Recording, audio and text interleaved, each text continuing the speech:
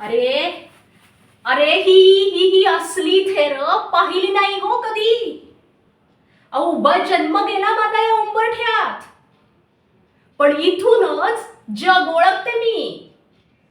अरे शिंच्या शेषा, स्वतःला आचार्य म्हणवतो ना तू, काशीपीठाचा प्रकांड पंडित. मग तुझाच पुत्र निर्बुद्ध कसा निपजला म्हणते मी. हा दोष तुझ्या रक्तात आला कुठून? का काही अभक्ष भक्षण केलंस म्हणून हा कुळबुडवा तुझ्या वंशात आला? अरे ऐपत नव्हती ना तर दगडाला जन्म द्यायचास. पण या अशा कुळबुडव्याला, चालत्या बोलत्या धोंडेला कशाला जन्माला घातलंस? शिव शिव शिव शिव शिव.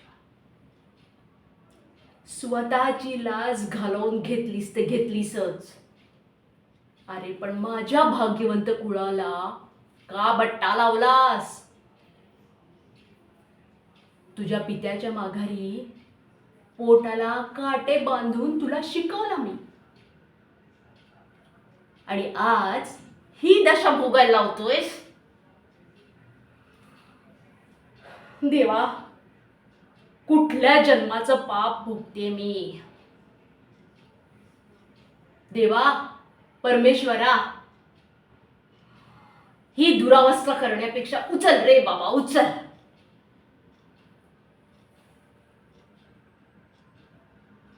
नाही नाही नाही नाही. अहो मी गेले तर या शिंच्यांना रान मोकळं. त्यापेक्षा